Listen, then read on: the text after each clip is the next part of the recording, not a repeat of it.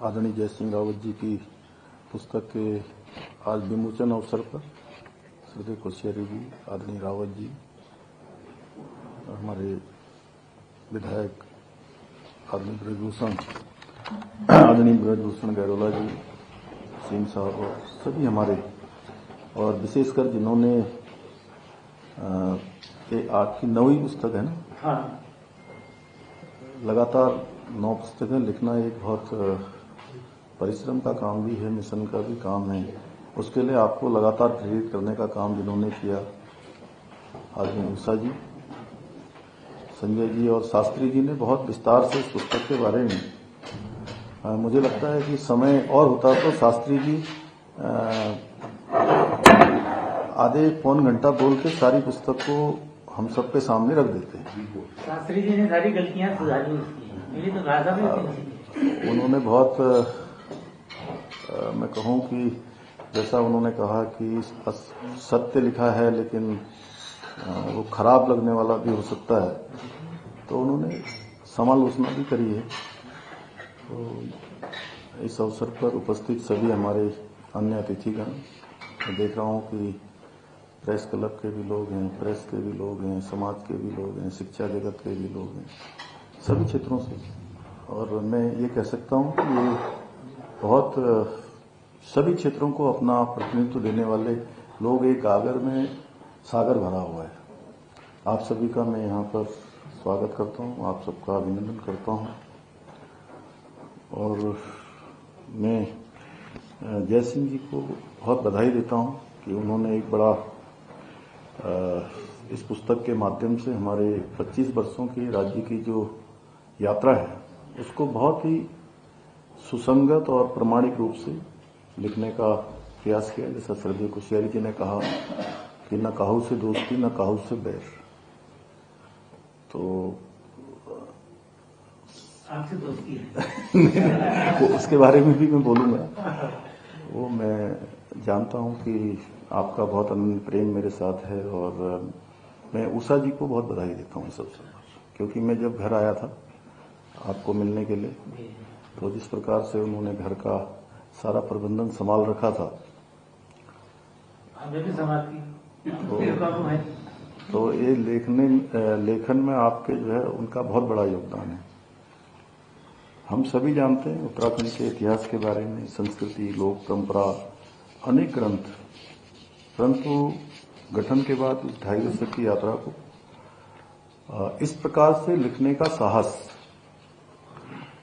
बहुत कम लोग कर पाते हैं जो आपने किया है।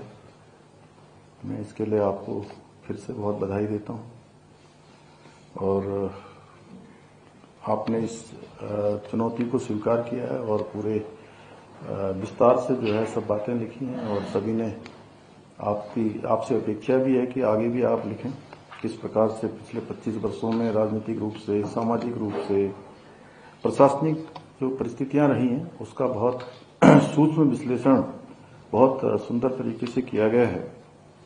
और इसको लिखना बहुत आसान काम नहीं है, उसमें तथ्य हो, दृष्टि हो, ईमानदारी हो, और तीनों का एक सम्मिश्रण हो। कई बार लिखते समय, और वैसे तो अब धीरे धीरे लगभग इस जिम्मेदारी पर काम करते करते, पहले तो मैं ऐसे जैसे आप जैसे विद्वान लोगों के बीच में बोलने में बहुत संकोच करता था। मुझे लगता था कि सब एक से एक विद्वज्जन है, इनके बीच में मैं क्या बोलूं। लेकिन बोलते बोलते और बहुत बार ऐसा एहसास होने लगा कि जब भी मैं किसी पुस्तक के विमोचन के अवसर पर जाता हूं तो मुझे ऐसा लगता है कि लिखने वाला जो सामान्य स्थितियां होती हैं उस सामान्य स्थितियों से कुछ ऊपर हो जाता है, और ऊपर से उसकी दृष्टि चारों तरफ जाती है, तभी शायद वो इस प्रकार से लिख पाता होगा। और नहीं तो क्या है कि कई बार पूर्वाग्रह भी रास्ते में आ जाते हैं, लेकिन आपने एक पत्रकार की निष्ठा और निर्भीकता के साथ सारे कालखंडों को आपने जो है इसमें विस्तृत रूप से लिखा है।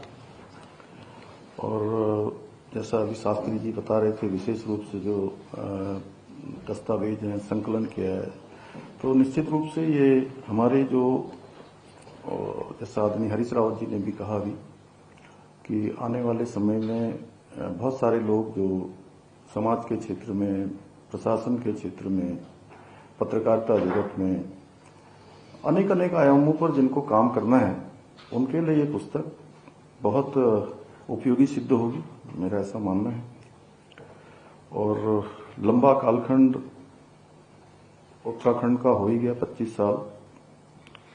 इसमें जिस प्रकार से राजनीतिक अस्थिरता रही है उसका भी आपने उल्लेख किया है।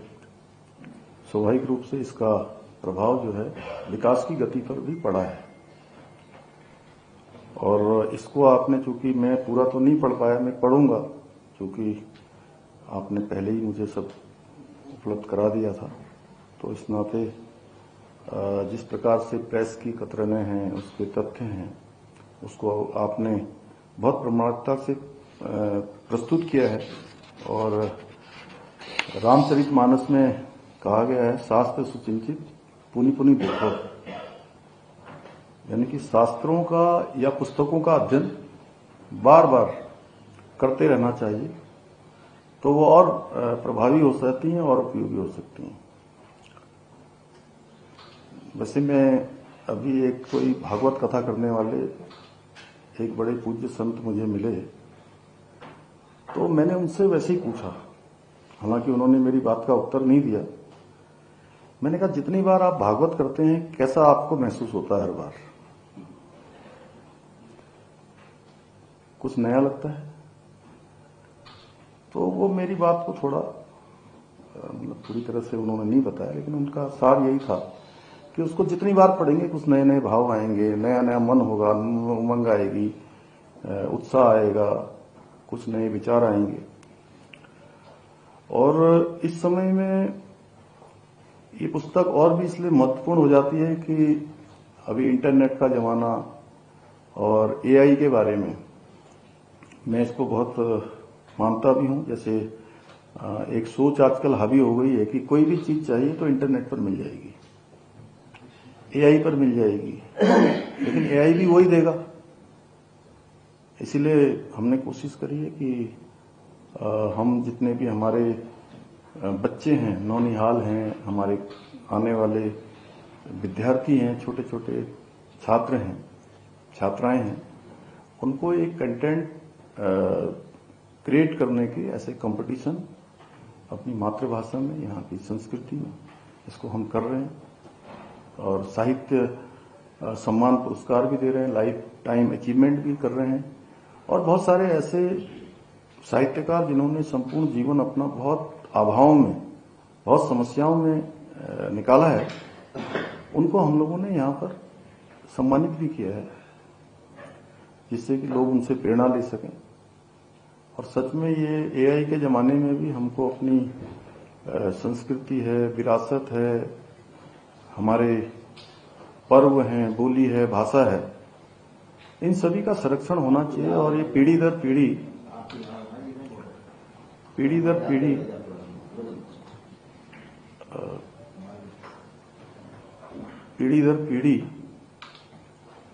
ये आगे बढ़नी चाहिए। उसके लिए हम सबको प्रयास भी करना है, सरकार भी कर रही है, सरकार के स्तर से भी हम प्रयास कर रहे हैं। लेकिन आप जैसे सभी विद्वानों का भी काम है कि हमारे छोटे छोटे बच्चे अपनी बोली भाषा से जुड़ें, क्योंकि इसका बड़ा अभाव होता जा रहा है। और बच्चों में कैसे उसके प्रति एक निकटता का भाव हो कि नहीं, हमको सीखना है, हमको करना है, ये अच्छा है। और नए जमाने के बच्चे बहुत सारी बातें वो कंफ्यूज भी हो जाते हैं, कई बार उनको समझ में नहीं आता कैसा है। इसलिए जैसा आप लोगों ने कहा कि एक तो सबसे पहले उनके मन में हमें विश्वास जगाना होगा कि नहीं, हमारा जो इतिहास है, हमारे जो पूर्वज हैं, उन्होंने बड़ी कठिनाइयों से जीवन को आगे बढ़ाया है, और उसके बावजूद भी देश और दुनिया में उन्होंने इस हिमालय का नाम पहुंचाया है। और उस समय की परिस्थितियां बड़ी कठिन थी, उन्होंने अच्छा काम किया, ये अच्छी चीज है। ये जब तक उनके मन में भाव नहीं आएगा तब तक वो बहुत मजबूती से, मुझे लगता है इससे जुड़ने में कहीं ना कहीं उसमें न्यूनता रहेगी। और जब ऐसा लगता है कि भी हम लोग इंटरनेट से सब निकाल लेंगे, तकनीक भी हमारे लिए एक बड़ा महत्वपूर्ण जरिया होता है कि इंटरनेट में सब मिल जाता है। मिलेगा वही जो हम करेंगे, जैसा आपने कहा, उसको जितना हमारा, क्योंकि वो कंटेंट तो ला सकता है, लेकिन भाव लाना बहुत कठिन है। भाव लाने के लिए पुस्तक पढ़नी होगी, और किताबों को रिप्लेस करने का कोई, मुझे लगता है कि कोई तरीका नहीं है। जब जानकारी हमारे दिमाग में होगी, हमने पढ़ा होगा, तो हमारा दिमाग भी बहुत गहराई से उसको प्रोसेस करेगा और उससे जुड़े हुए नए आयाम हमारे दिमाग में आएंगे। और ये ताकत पुस्तक अध्ययन से मिलती है। और मैं कहीं पढ़ रहा था कि वैसे पुस्तकें किसी भी व्यक्ति के दिमाग की खुराक होती है। अगर उसको पढ़ते रहें तो खुराक दिमाग को मिलती रहती है। इसलिए पुस्तक का हमारे पास होना, हमारे साथ होना और हमारे सामना होना, ये अत्यंत आवश्यक है। और बदलते समय में किताबों की पढ़ने की हमारी आदत बनी रहे, ये बहुत जरूरी है, चाहे वो फिजिकल रूप फॉर्म में हो या डिजिटल फॉर्म में हो। और मैं प्रयास करूंगा कि इसको, क्योंकि हाँ, हमने ये भी कहा है, जो हमारे पुराने इतिहास हैं, जब मैं भाषा साहित्य के उसकी समीक्षा साल में 2 बार करता हूं, तो हमने कहा है कि हम इनको धीरे धीरे सब चीजों को डिजिटल उसमें लाएंगे। सैयद कोठियाल जी आपने कहा, उसको भी हम कर रहे हैं। और अखबारों को भी हम लोग ये कोशिश करेंगे कि इसका भी डिजिटलाइजेशन की बात आई है, तो इस पर निश्चित रूप से इसको आगे बढ़ाने का काम करेंगे। और वैसे मैंने इधर पिछले 2-3 सालों में कोशिश करी है कि मैं भी कुछ पुस्तकों को पढ़ पाऊं। और मैं कोशिश करता हूं, जब मैं लंबी 2-3-4-5 घंटे की यात्रा पर कहीं पर होता हूं, तो अपने साथ रखता हूं 1-2 पुस्तक, और वो पूरी पढ़ लेता हूं। तो बीच में पढ़ते पढ़ते बहुत बार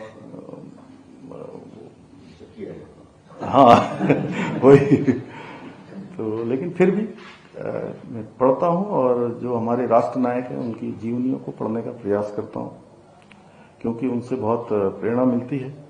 और मैं आप सभी से भी अपील करूंगा कि आप तो सब पढ़ने वाले ही हैं, जो लोग यहाँ आए हैं इसीलिए यहाँ हैं, लेकिन अन्य लोगों को भी आप सबके माध्यम से अवश्य प्रेरणा मिले।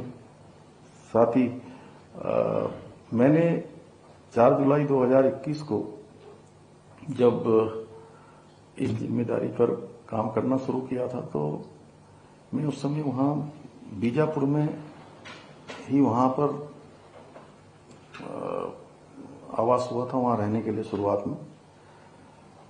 तो मुझे लगता है कि 6, 7, 8 दिनों में इस कमरे से भी ज्यादा बड़ा स्थान जो है बुके से भर गया।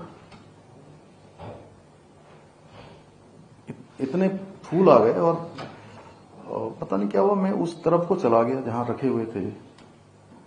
तो मुझे लगा कि ये 4 दिन, 5 दिन, 6 दिन हो गए, कुछ ताजे ताजे फूल भी आए थे। तो मेरे मन में बहुत लालच आया फूलों को देखकर कि ये खराब हो गए। फिर हालांकि मुझे किसी ने, जब मैंने इसको कहा कि आप अब इसको मुझे भी देना हो तो आप बुके मत दीजिए, मुझे एक बुक दे दीजिए। ये काफी चला भी है अभी भी, इसीलिए मैं कोशिश करता हूं कि वो फूल की जगह जो है, जो आप लोगों का मैंने अभी स्वागत किया गमले से, तो वो भी इसलिए तो इसको जो है निश्चित रूप से जो हमारे जयसिंह जी तो फिर भी काफी प्रयास करके और अन्य माध्यमों से, जैसे भी होता है, अपने प्रयासों से, अपने संकलन से सब कर लेते हैं। लेकिन हमारे यहाँ और भी बहुत सारे लेखक हैं, साहित्यकार हैं, जिनके जीवन बहुत अभाव में कटा है, लेकिन उन्होंने अपनी ईमानदारी से कभी कोई समझौता नहीं किया है, अपने सिद्धांतों से समझौता नहीं किया। इसलिए मैं सभी से अपील करूंगा कि आज से ही किताबें खरीदने और पढ़ने की आदत हम सब में आए। और ये जो छोटा सा हमारा प्रयास होगा ये समाज में बहुत परिवर्तन लाएगा। इसके साथ ही मैं आप सबसे ये भी आह्वान करता हूं, जैसे इन्होंने रावत जी ने मुझे इसके लिए दिया है कि नवीन राजनीतिक इतिहास को राज्य के समग्र शिक्षा योजना के अंतर्गत, तो इसको हम लोग उसमें भेज देंगे शिक्षा विभाग को कि जो है इसमें पढ़ाई जाए। और मैं भी स्वयं इस पुस्तक को पढ़ूंगा। और क्योंकि रावत जी ने अपनी पुस्तक में बहुत कुछ ऐसा लिखा होगा, पता नहीं, मैंने पढ़ा नहीं, कहीं आपने पढ़ा तो नहीं, तो आप कह रहे थे कि मैंने साहस किया है। आप तक नहीं पहुंचे हैं, लेकिन हम तक हमारा ठीक तरीके से अच्छा तो इसलिए निश्चित रूप से इससे मुझे भी प्रेरणा मिलेगी आगे काम करने का। जो ऐसा आप लोगों ने कहा उसको एक मार्गदर्शन का काम मेरे लिए करेगा। इसी के साथ मैं एक बार फिर से रावत जी को और उषा जी को बहुत बधाई देता हूं और आप सबका धन्यवाद करता हूं।